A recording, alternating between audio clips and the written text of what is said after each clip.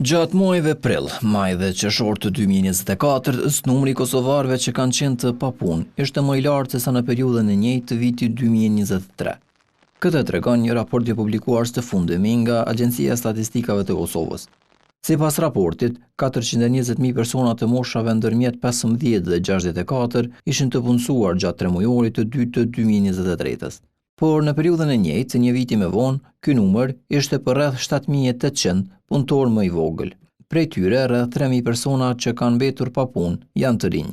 Këto shifra nuk i shes si luhatje të mëdha në tregun e punës ekonomisti Bashkim Mustafa, por fakti që numri të punësuarve është në ulje është shqetësues për të, sidomos tek të rinjët. Rritja e numrit të papunëve për të rinjët për moshat 15 dhe 24 vjeç, kemi një përqindje të rritjes në 27.8% nga 17.2% sa ka qenë vitin e kaluar. Megjithatë, shifrat e ASK-s tregojnë se numri të papunëve është më i vogël. Derisa në 3 mujorin e vitit 2023, të papunë ishin 50.387 persona, në periudhën e njëjtë të 2024-s, ky numër ishin 49.194 persona. Në këtë raport, ajo që shihet pozitive është zvoglimi i numrit të rinjeve që nuk janë të punësuar, duke u shkolluar apo duke ndjekur ndonjë trajnim.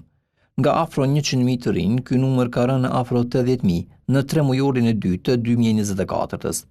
Sociologët këtë shifër të rinjeve pa asnjë aktivitet e shohin akoma si të lartë dhe shqetësues. Një nga faktorët kryesorë shihet përdorimi i teknologjisë. Kjo gjenerat prej viteve 90 tek ne është gjenerat e teknologjisë, dhe më thonë që ka marrë një identitet tri teknologjik, edhe rrethohet me rrjetet të ndryshme sociale, me internetin, me smartphone-in, me TikTok-in, me Snapin, e shumë rrjete tjera sociale që kanë ndiku drejt për drejti në socializimin e kësaj moshe.